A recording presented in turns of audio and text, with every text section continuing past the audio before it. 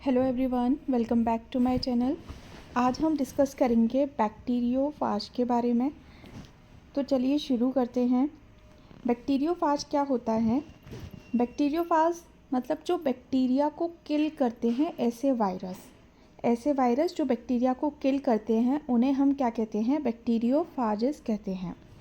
तो viruses which have infect bacterial cells, जो कि बैक्टीरियल सेल को इन्फेक्ट करते हैं, ऐसे वायरसेस को बैक्टीरियोफाज कहा जाता है या फिर वायरसेस ऑफ बैक्टीरिया कहा जाता है।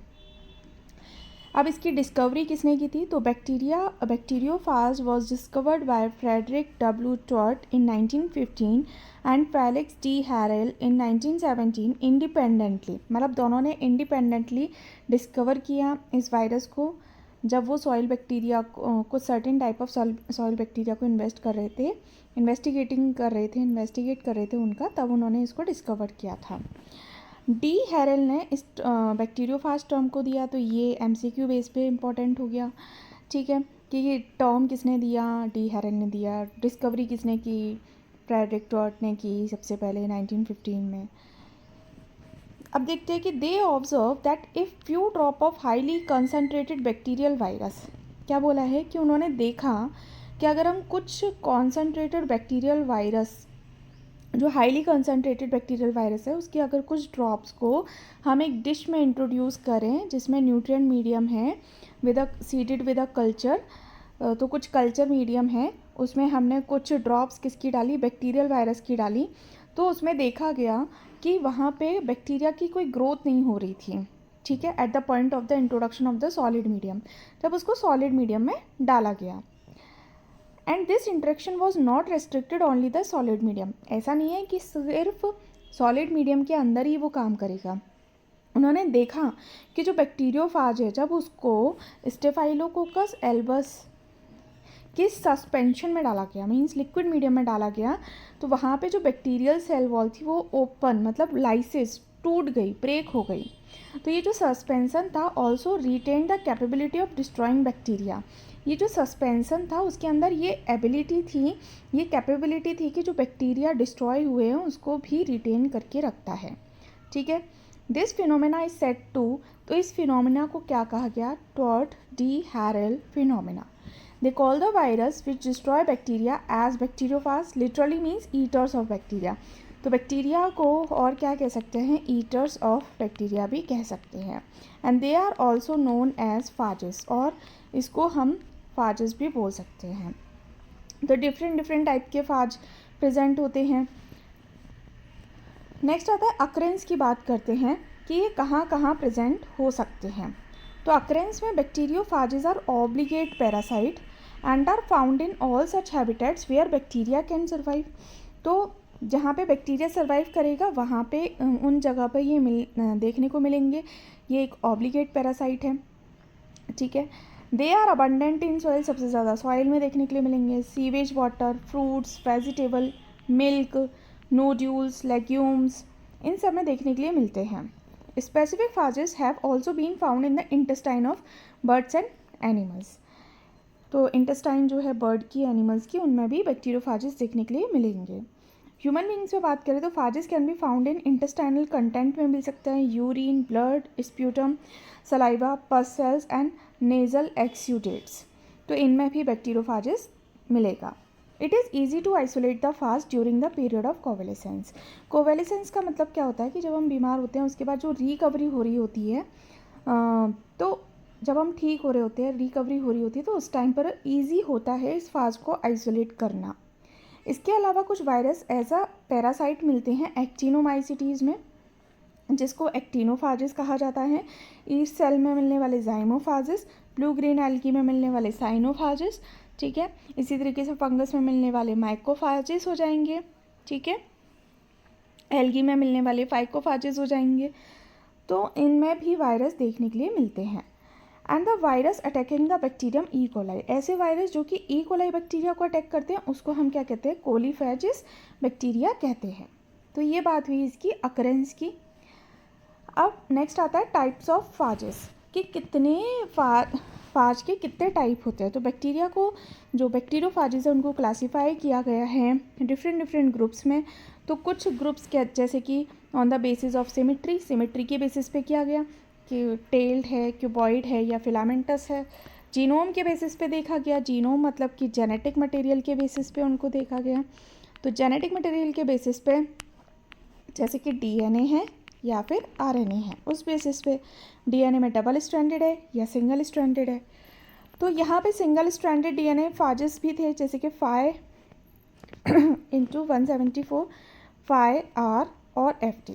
इसी तरीके से डबल स्ट्रैंडेड डीएनए फाजेस है, T phages, lambda phages. Single stranded RNA genome positive sense MS2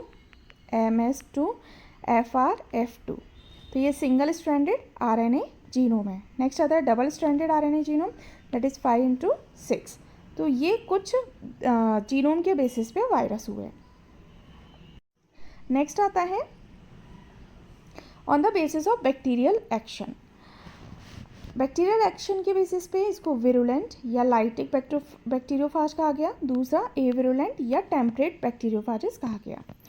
तो जो विरुलेंट वाले हैं उनको विरुलेंट होते हैं, इन्फेक्टिव फाज होते हैं ये, and cause death of the host during their multiplication. जब ये मल्टीप्लाई कर रहे होते हैं, रेप्लिकेशन कर रहे होते हैं, तो ये होस्ट की डेथ करवा देते हैं, ठीक है, इसलिए इसको विरुलेंट और लाइटिक।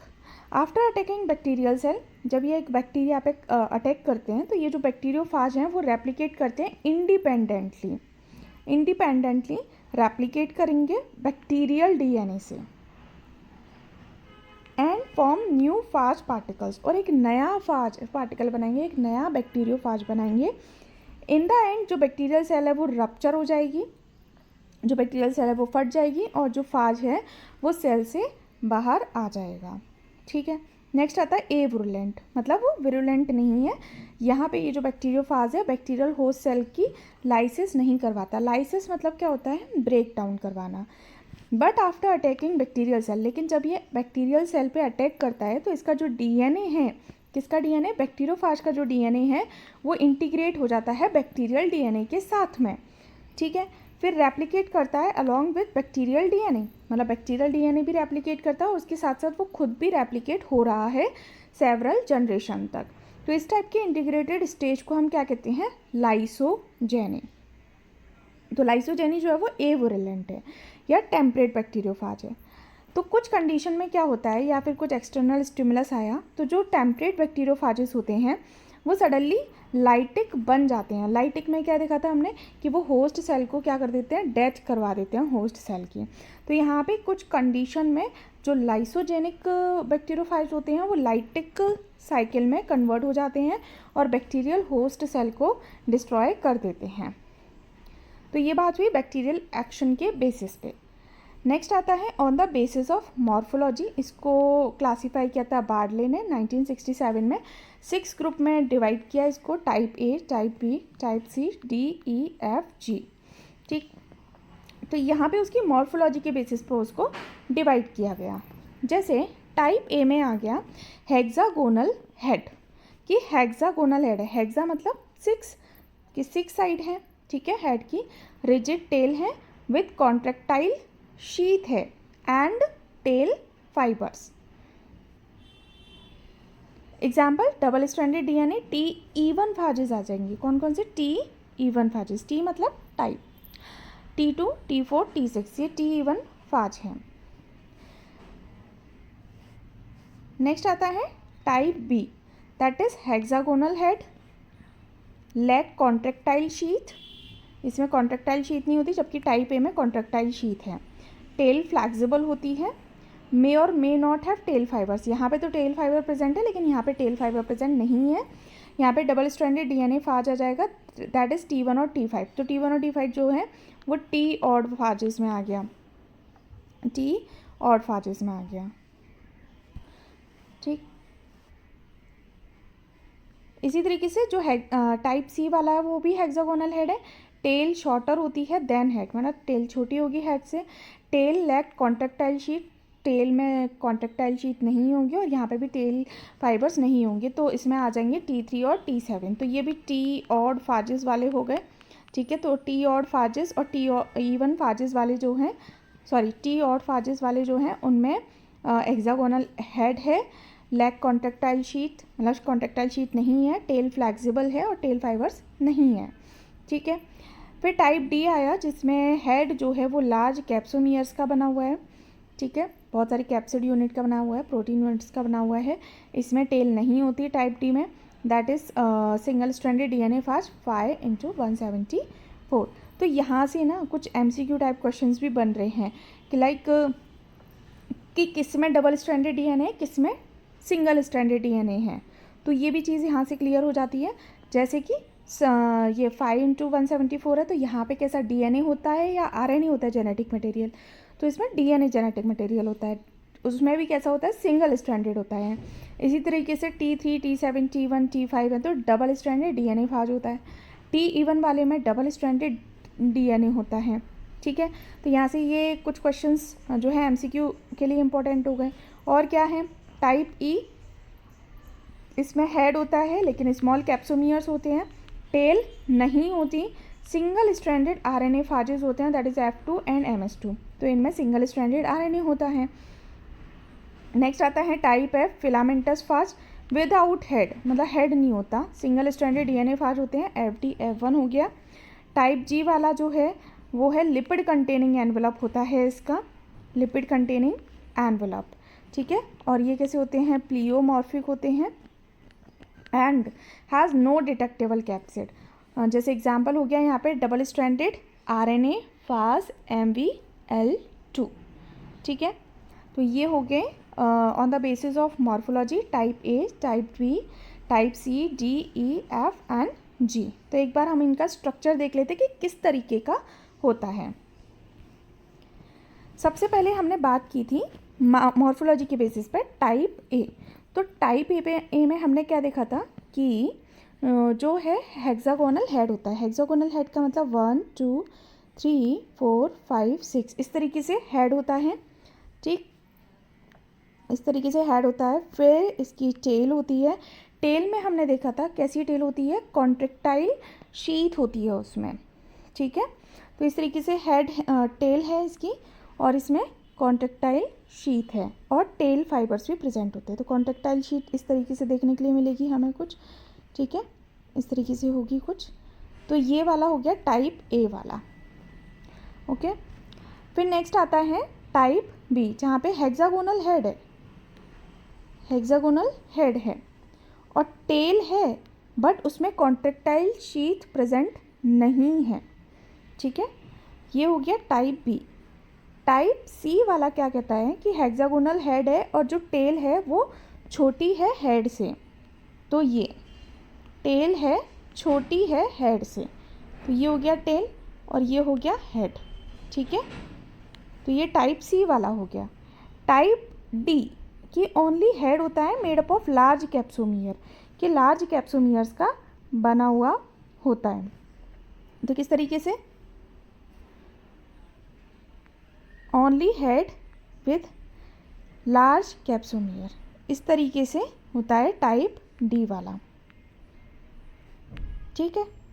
फिर आता है टाइप ई, जहाँ पे सिर्फ हेड है लेकिन स्मॉल कैप्सोमियर है, ये जो है ना कैप्सोमियर्स है, स्मॉल हेड विथ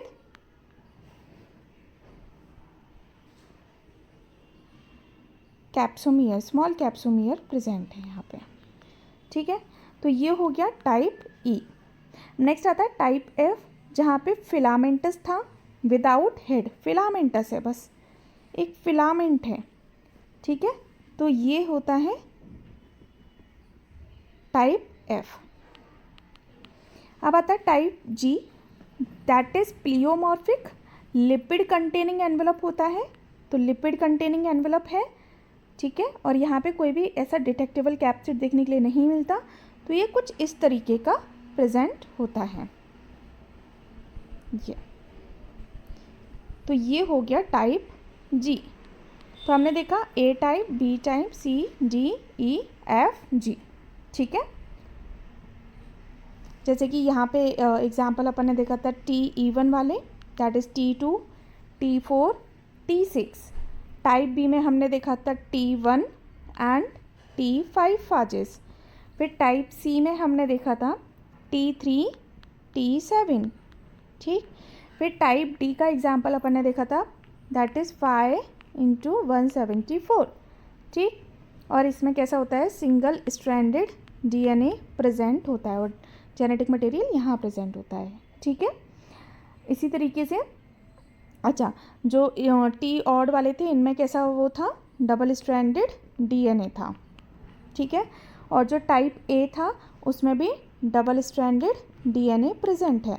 नेक्स्ट आता है ई, तो ई में एग्जांपल हमने देखा F2 और MS2 का। यहाँ पे जो है सिंगल स्ट्रैंडेड आरएनए प्रेजेंट है, सिंगल स्ट्रैंडेड आरएनए प्रेजेंट है। टाइप एफ में FD और FL ये है इसके एग्जाम्पल। और यहाँ पे टाइप एफ वाले कैसे हैं, सिंगल स्ट्रैंडेड डीएनए हैं। फिर टाइप जी देखा जिसके एग्जाम्पल था MVL2, ठीक है। तो ये बात हुई किसकी, क्लासिफिकेशन ऑफ बैक्टीरियोफाजेस, जिसको क्लासीफाई किया गया था सिमेट्री के बेसिस पे, जीनोम के बेसिस पे, on the basis of bacterial action और on the basis of morphology. I hope कि आपको ये समझ आया होगा। तो आज के लिए बस इतना ही। कल हम बात करेंगे स्ट्रक्चर ऑफ बैक्टीरियोफाज के बारे में। तो अगर आपको वीडियो पसंद आया हो तो please like, share and subscribe ज़रूर कीजिए। Thank you.